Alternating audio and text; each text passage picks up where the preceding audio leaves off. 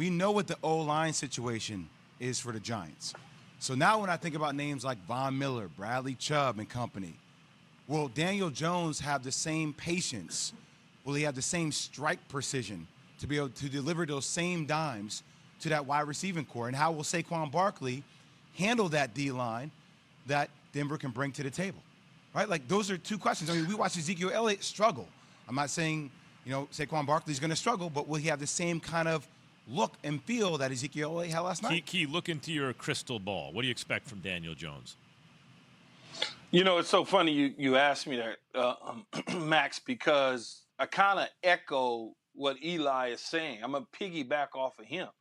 It's his second term, right? It's his second go-around in this offense. Whenever you have something new after coming off a season where you had a different coach, different system, and all of a sudden you get something new, you try to process it and learn it.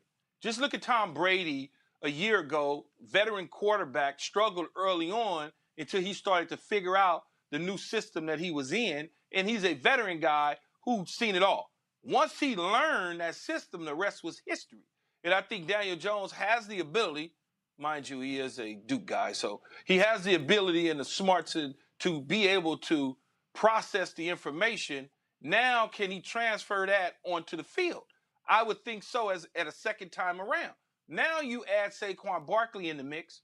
It lifts some of that pressure off of you at the quarterback spot. We already know what they have at the skill positions in terms of the players.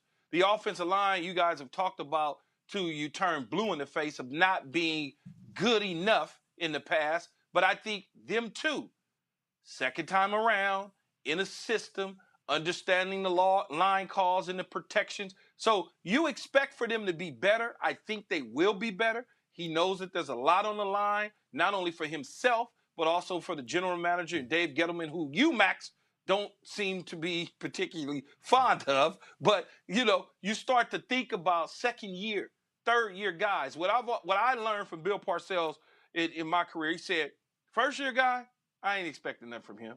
Second year guy, he said, whatever, just give me a little something. Third year, you need to start to get into that, I'm close to the Pro Bowl, I'm close to those sort of things. Now, your fourth year, you need to take that leap.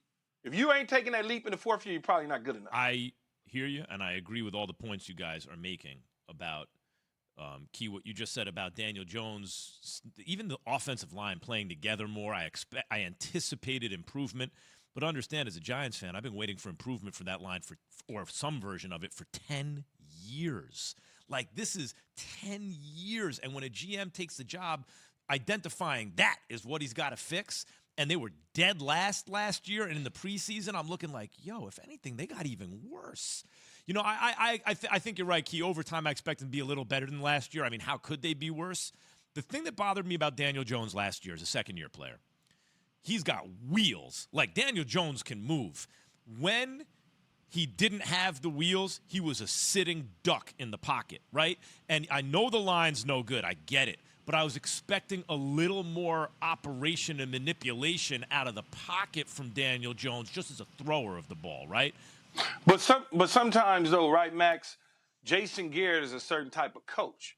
And he may be telling Daniel Jones, based on what he saw in his first year, stay in there a little bit longer. Just stay in there a little bit longer.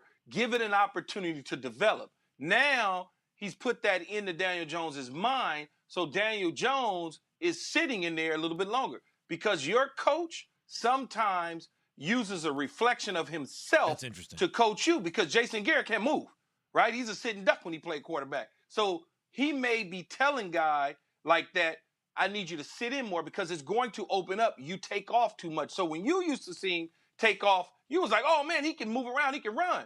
Yeah, in the case of last year, he had a bad leg. He had a bad wheel, so maybe he developed something as a result of that. Like, you take one step back to take two forward. But still, I mean, we talk about running for your life and making precise passes are different when you're feeling that type of pressure. No doubt. And that's what I'm talking about. With Saquon Barkley coming in, and he's probably going to be limited to a degree, right? A lot then falls on the shoulders of Daniel Jones. And look at some of the guys that are banged up, Max. You got Evan Ingram banged up, Kenny Galladay banged up, Adoree Jackson banged up. So, like, is there that same key? Like, does Jason Garrett bring that same kind of variety, that same kind of creativeness to the table offensively? They run for the Daniel ball Jones, the way Kellen Moore did for Dak Prescott last night. That's a legit question. I don't like Garrett's play calling at all. They run the ball way too much. I'm not a Giant fan, and I don't. Yeah, there you go. That's right. That's what I'm saying. Right. It's almost a stubbornness, and I get it because once upon a time you run, pass. Thank you. Yeah. Thank you. And I get you want to establish the run, but especially when you can't block for the run, and you didn't even have Saquon last year, and they all know you're going to run, and they load the box. You got to explain to me the point of what you're doing. I don't get it. Run, pass. That's it. Everyone knows. Everyone knows. But that's because, you say to yourself, well, how and why is Jason Garrett your offensive coordinator? Well, sometimes people can talk their way into a job because you look at him as a safe bet. He knows some offensive principles. He could be doing a hell of a job. He strikes no fear in you at all as a play caller. He strikes fear in me as a Giants fan. Well, yeah, you. That's who he strikes fear in. But I honestly think, though, you'll be able to smile for the Giants this year. I don't know that they'll win the division, but I think you'll see a massive improvement. You have to see they got talent now. A lot of talent. You have to see a massive improvement. They got talent. Picking up dudes like Adoree Jackson, that's huge. Keyshawn. Kenny Galladay, huge. Picking up drafting the kid from Florida, Kadarius Toney.